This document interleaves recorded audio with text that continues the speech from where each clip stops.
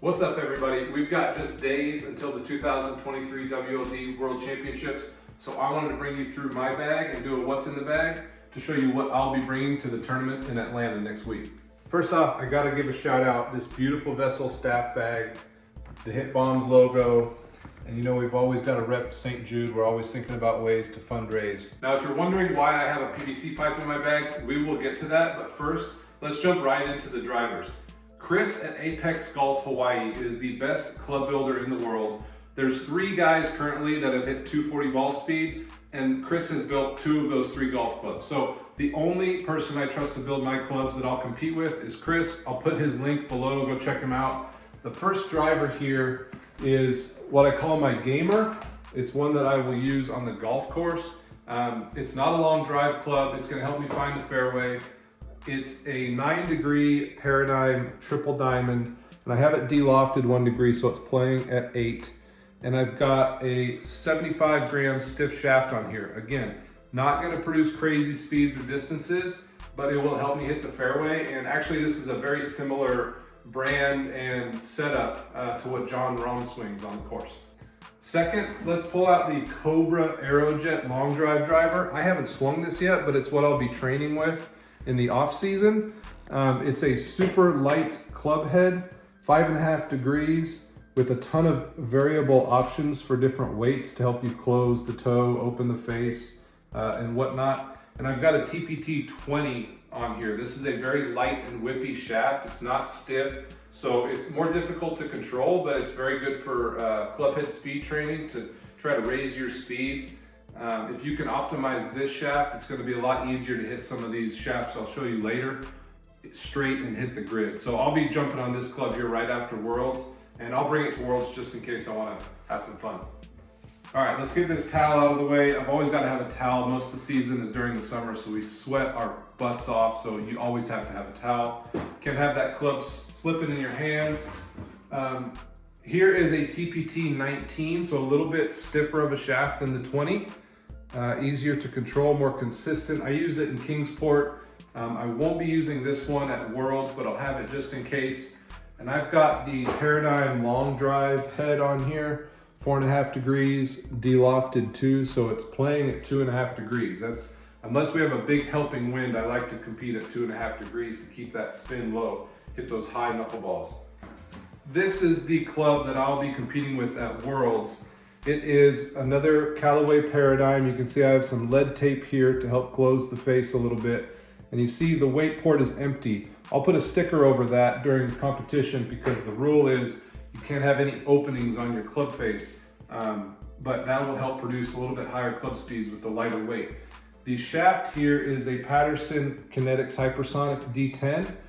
The reason I like this shaft is the torque is a little bit lower than the TPT 19. I think it's 3.7 degrees of torque, which really helps keep that club face stable and from opening up too much in my downswing.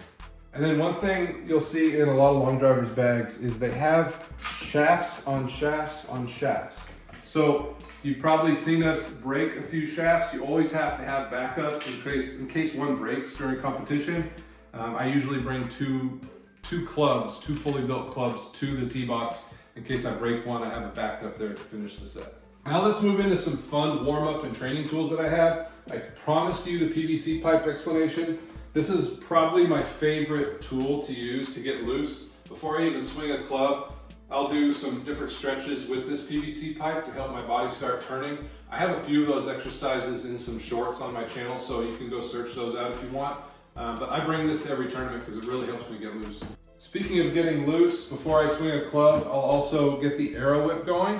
You can see it's got a purple pineapple here. They also have some black ones that are a little bit larger, so extra weight, but also extra air resistance. This is like an air resistance tool versus a weighted tool. And the shaft is super flexy, so it really helps me get warmed up and feel that club head and time the shaft kicking at the ball. In case you were wondering, long drivers do carry an iron or 2. A lot of times, the first few shots I take on the range to get warmed up is with this 6 iron. It's also Patterson ballistic shaft. Chris at Apex built this even. And I'm about to switch out the grip from this to match the grip that I use on my drivers, just so I can have the same feel.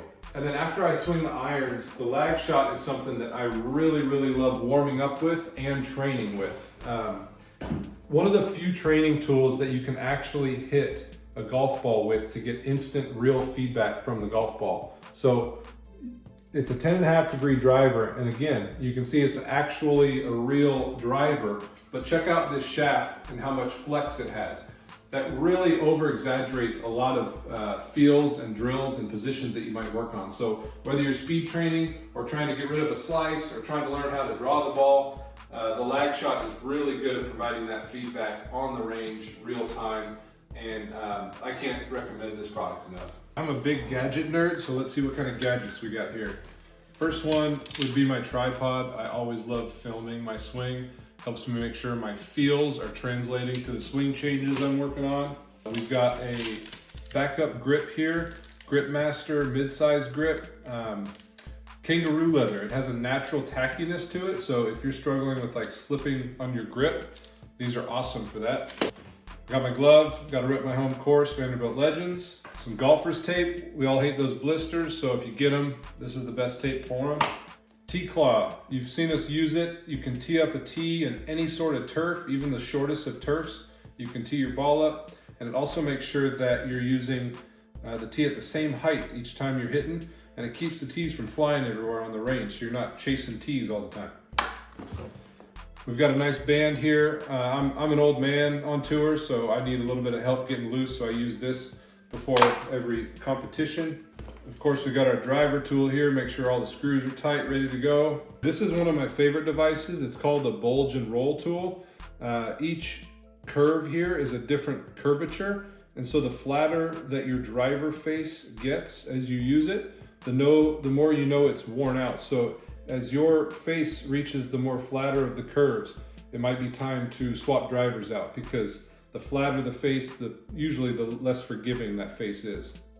Last but not least, we've got a koozie for all my sodas that I'm drinking during and before. All right, let me know your favorite thing in your golf bag that I don't have in mind that you think I should add. Make sure to tune in October 18th. WLD World Championships in Atlanta is on YouTube and Golf Channel. Make sure to subscribe here. I'll come out with a new video here soon, and we'll see you again.